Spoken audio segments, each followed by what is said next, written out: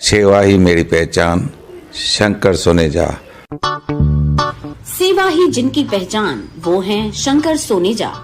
Free Malegaon का काढ़ा, free जोड़ों के दर्द का तेल, फ्री नसों के दर्द से छुटकारा पाने की पीने की दवा। सेवा का लाभ उठाइए, सदैव आपकी सेवा के लिए हाजिर रहते हैं Shankar Soneja. Good news good news good news, वाधायूं वाधायूं वाधायूं। रिश्तो.com जे न्यू ब्रांच जूं सभिनी खे वाधायूं। रिश्तो.com हाणे गोल मैदान उल्हासनगर बे में भी। रिश्तो.com सिंधियुनि जो सिंधियुनि सां ऑनलाइन सिंधी मैट्रिमोनी।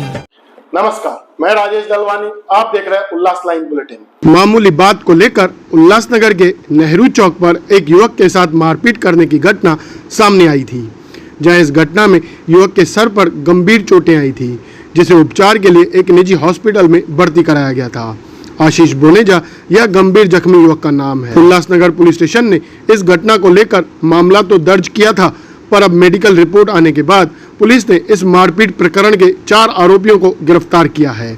पुलिस से मिली जानकारी के अनुसार घटना 20 अगस्त की है, जहां रात को आशीष बोनेजा अपने दोस्त के साथ उल्लासनगर के नेहरू चौक पर खाना लेने गया था।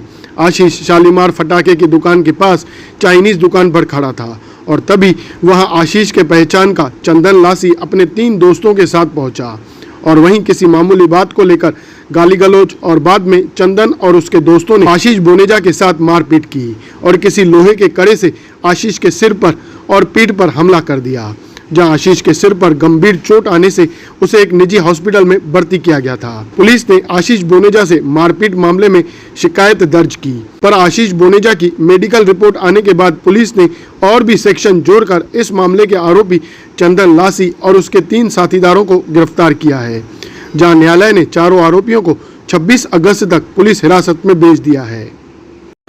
आशीष बोनेजा ये जो फिरियादी है, ये जो 20 तारीख को रात को उसके दोस्त के साथ खाना लाने गया था। वो उधर जाने के बाद चंदन हेमपानी और प्लासी और उसके 3-4 दोस्त इनके साथ इनका झगड़ा हो गया और उसमें ये जो चंदन लासी है, इसने उसके हाथ में लोखंडी कड़ा था तो उसके सर में मार दिया। इसकी वजह से उसमें सर में इंजरी हो गई और इंजरी होने के बाद उस पर ट्रीटमेंट हो गई, तो डॉक्टर ने उस पर स्कल फ्रैक्चर और स्टिचेस लिया, वैसा सर्टिफिकेट दिया। उस सर्टिफिकेट के बाद इसमें जो सेक्शन है तो सेक्शन बढ़ा दिया गया और ऑफेंस रजिस्टर होने के बाद इनको चारों को अरेस्ट किया है कल, और माननीय कोर्ट ने इनको 26 तक पीसी दिया है। अभी इसका इन्वेस्टिगेशन चल रहा है। तो आरोपी का ऐसा बैकग्राउंड कुछ नहीं है और उन्होंने क्यों ये गुनाह किया, क्या हुआ, इसके बारे में छानबीन चल रही है। तो कौन कौन से कलम इनके ऊपर लगाए गए हैं? ये भी अभी नए भारतीय न्याय दंड संहिता जो है, भारतीय न्याय संहिता कलम 118(1) और 115(2) और 352 ये कलम लगाए हैं।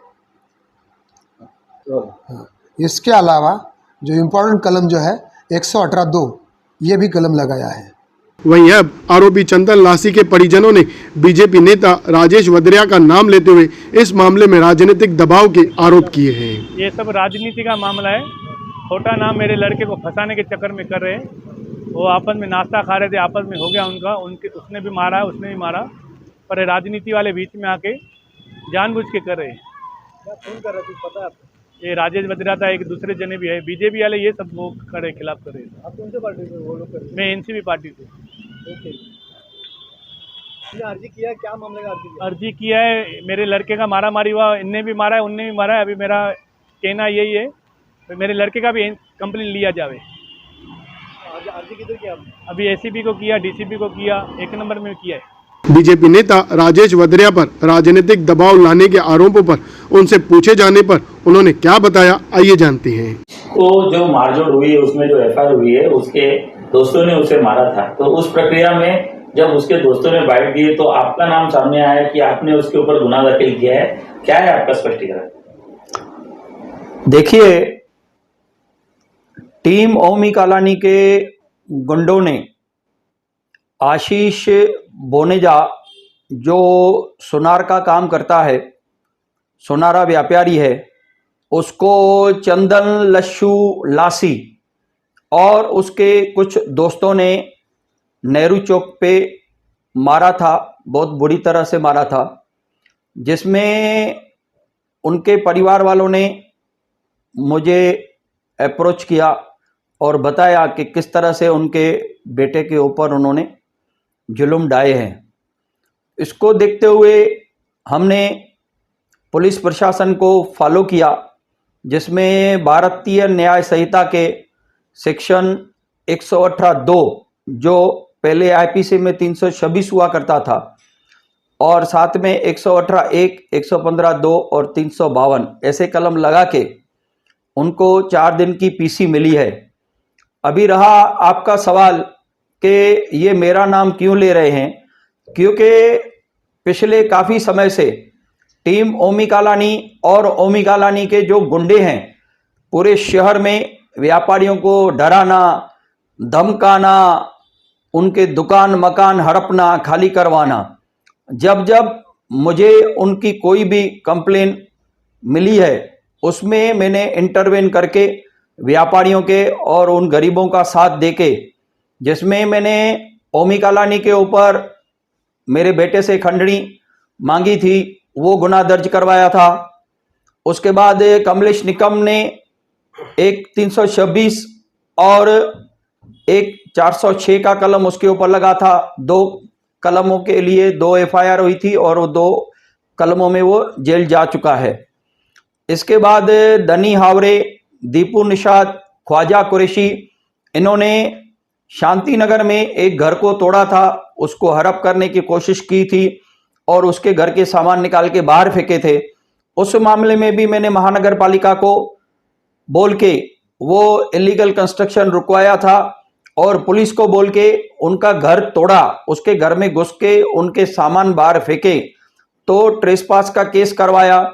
और बाद में दानी हावरे ने पवाई पे एक दुकान में घुसने की कोशिश की थी। उसी मामले में और ऐसे कई मामलों में मैंने टीम ओमी कालानी के जो गुंडे हैं, गुंडे प्रवृत्ति के उनके लोग हैं जो व्यापारियों को और गरीबों को तंग करते हैं, उनके घर और मकान और दुकान हड़प करने की कोशिश करते हैं या बिना कारण उनको व्यापारियों को, जैसे ये आशीष बोनेजा सोनारा व्यापारी है उसको मारा था, ऐसे जब जब भी ये लोग जुल्म करते हैं तब तक मैं पुलिस प्रशासन को साथ में लेकर कानूनी प्रक्रिया पूरी करके उनको जेल की हवा खिलाता हूं।